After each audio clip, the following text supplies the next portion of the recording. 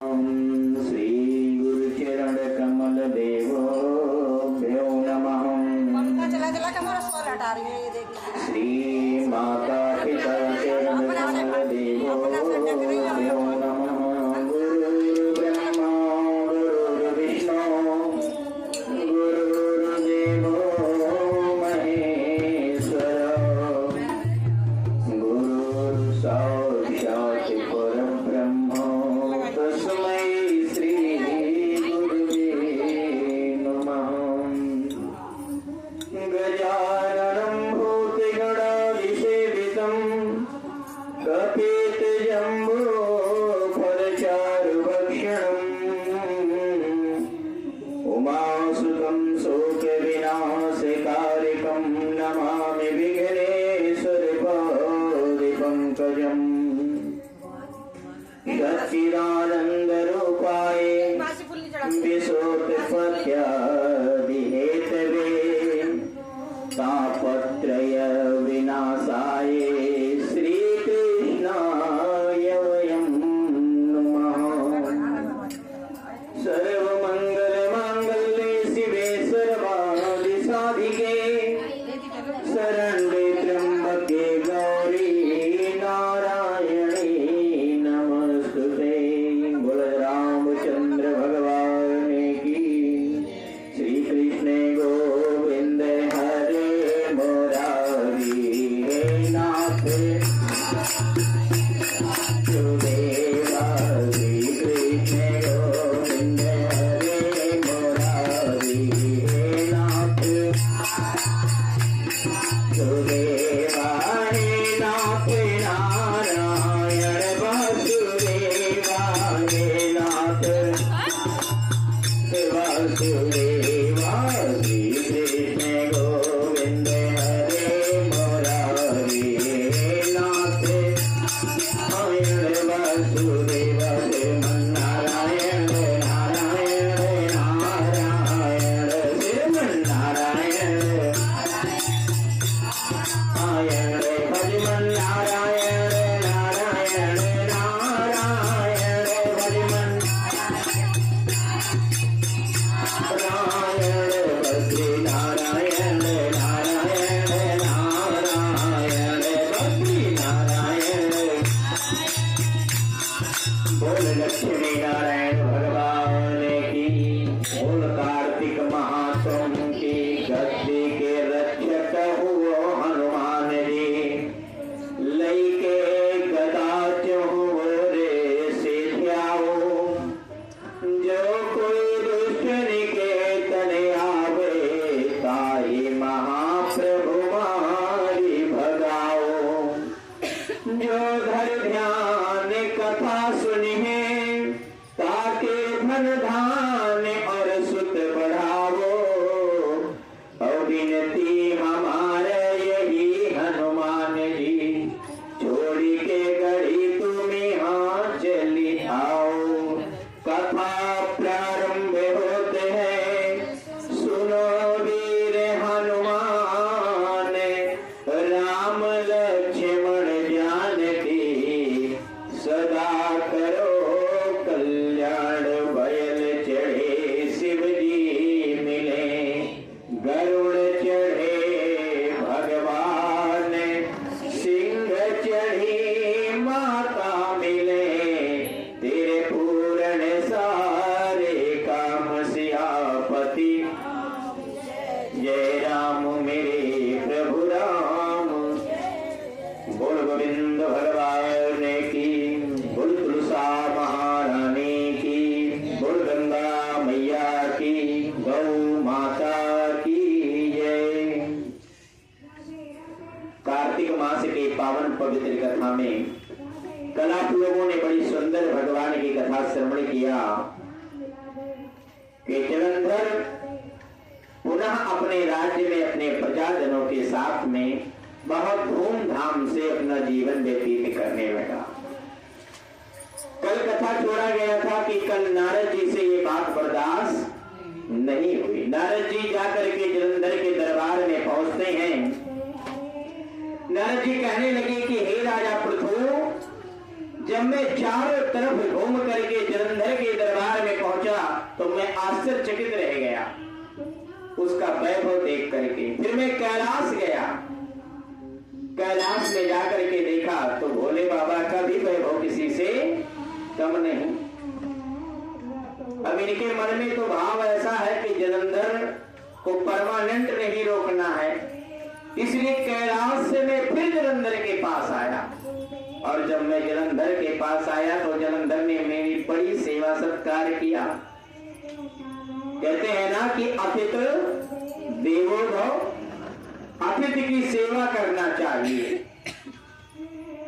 इस प्रकार से बड़ा भाव किया, बड़ा पूजन किया, बड़े सुंदर भाव से हमारा मान सम्मान किया। जब मैं जाने का प्रयत्न करने लगा तो प्रयत्न करने के बाद मैंने कहा, हे राजन दैत्यराज, आपकी सेवा से मैं बड़ा प्रसन्न हुआ। मैं पूरे संसार में देखा आपके वैभव की तरह किसी के पास वैभव संपदा नहीं है। लेकिन राजन, जब मैं कैलाश पहुंचा तब मैं वहां बड़ा आश्चर्यचकित हुआ।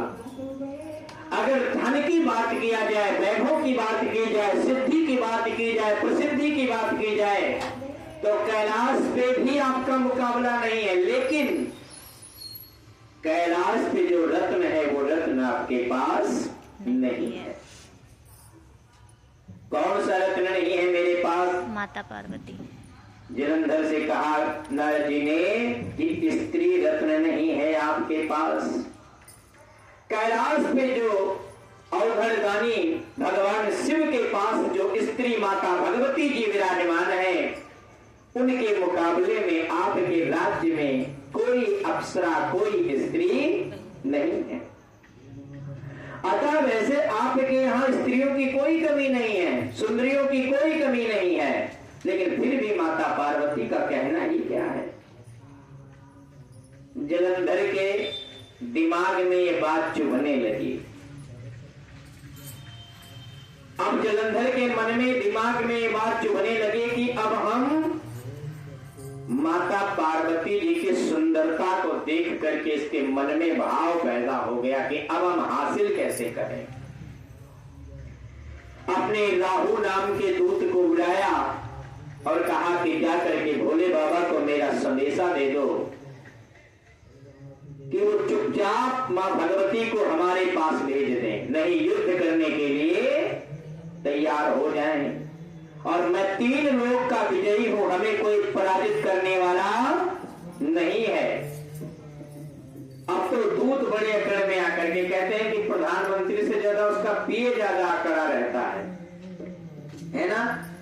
दूत बड़े आक्रोश भाव में जाकर के कैलाश पर्वत पर पहुंचता है तो वहां उससे नंदी बाबा से मुलाकात करता है। नंदी बाबा किसी से कम थोड़ी है, पहले पहरेदार नंदी बाबा ही हैं।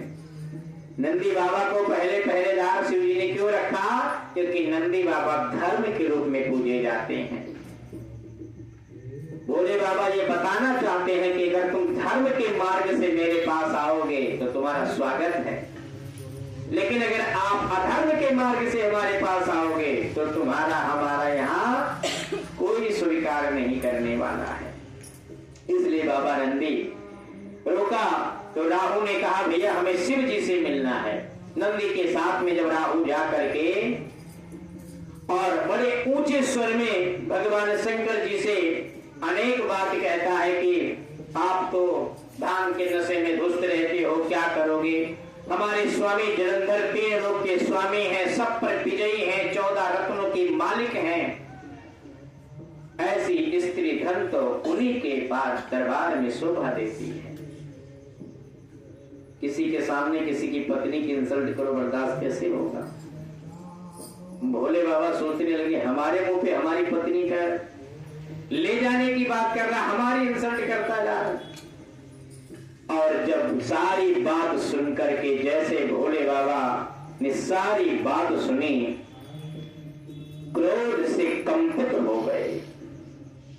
इतना तेज क्रोध हुआ भोले बाबा को, उनके आंखों से एक ऐसी ज्वाला उत्पन्न हुई जैसे लगा वो ज्वाला राहु को अभी खा जाएगी।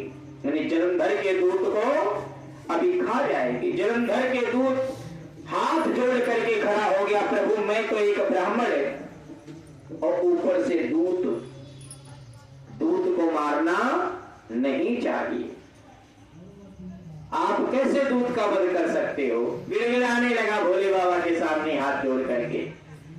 भोले बाबा को दया आई, कहने लगे कि प्रभु अब इसे छोड़ दो, इसको मृत्युदंड मत दो।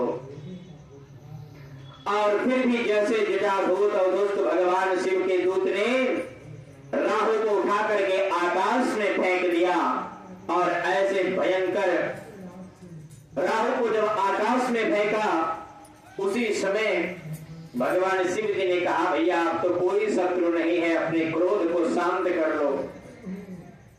ज्वाला ने कहा कि भाई हमें भूख लगी है। भगवान शिव जी ने कहा कि यदि तुम्हें भूख लगी है तो तुम अपने ही अंगों को खा जाओ। और जब ऐसी ज्वाला दूत अवधूत राहु अपने ही अंगों को खाने लगा, भगवान शंकर जी प्रसन्न होकर के और उसे वरदान दे दिया कि जाओ तुमने हमारे कहने से अपने अंगों को खाया है, इसलिए आपका नाम मैं आज से कीर्ति मुख रखता हूं। बोल शंकर भगवान की। और तुम हमारे द्वारपाल बनोगे और हमारी पूजा के पहले कीर्ति मुख की पूजा होगी, तभी हमारी पूजा सफल होगी। इसीलिए कहते हैं कि जब भगवान शंकर जी के दरबार में प्रवेश करो तो सबसे पहले पौड़ी, पौड़ी का मतलब जीना, जो सीढ़ियां होती हैं, ये दोनों जो दरबार होता है कीर्तमुख के नाम का जाना जाता है। इसलिए पहले वहां प्रणाम करके तब भोले बाबा के दरबार में प्रवेश करना चाहिए। और जब वापस जाओ तो भोले बाबा से चढ़ा हुआ जल जो भी आपके पास 2 दाना, 1 दाना, 1 बूंद, 4 बूंद बचे तो कीर्तमुख के नाम का दरवाजे पर डाल करके जाना चाहिए। इस प्रकार से कीर्तमुख को आशीर्वाद प्रदान करके भोले बाबा इधर राहु आकाश में जाकर के बरबट में जाकर के गिरता है। जलंधर को पता चलता है कि हमारे दूत की ये दशा कर दिया, अब तो जलंधर कुपित हो गया और जैसे आक्रोश भाव में 1 करोड़ की सेना बुला लिया और बाहर निकल पड़ा। इतने में दरवाजे पे गुरुजी बैठे थे। कौन गुरुजी? शुक्राचार्य जी। उन्होंने रोका भैया मुहूर्त अभी सही नहीं है, युद्ध करने का मुहूर्त शुभ नहीं है। उन्होंने कहा कि तुम एक अंग के इंसान हो, तुम ऐसे ही कहते हो। गुरु जी की बात न मान करके और शुक्राचार्य इत्यादि राहु अतिरिक्त सभी जितने भी शुंभ निशुंभ दानव हैं सब जा करके और कैलाश पर्वत को घेर लेते हैं। भगवान शंकर जी ने देखा कि कैलाश पर्वत को चारों तरफ से दैत्यों ने घेर लिया है, तब विष्णु भगवान का स्मरण करने लगे, क्योंकि ब्रह्मा विष्णु सदा शिव जानत अविवेका, प्रणय अक्षर के मध्य ये तीनों एका। बोल शंकर भगवान की। ये कभी मत समझना कि भगवान शंकर जी की भक्ति करते हो तो राम जी छोटे हैं, मतलब ही नहीं बनता। अगर आपके मन में ये भाव है तो भगवान शंकर जी आपकी भक्ति कभी स्वीकार नहीं करेंगे। इस प्रकार के वचन को सुन करके जैसे ही भगवान शिव जी ने विष्णु भगवान का स्मरण किया, विष्णु भगवान प्रकट हो गए, कहने लगे प्रभु ये जो दैत्य है जलंधर, आप इससे लड़ने गए थे तो इसका श्रृंगार क्यों नहीं करके आए? देवताओं को इतना परेशान कर रहा है। विष्णु भगवान ने कहा भाई हम ही से विरोध करवाने वाले हो? एक तो जलंधर आपके तेज से उत्पन्न हुआ है,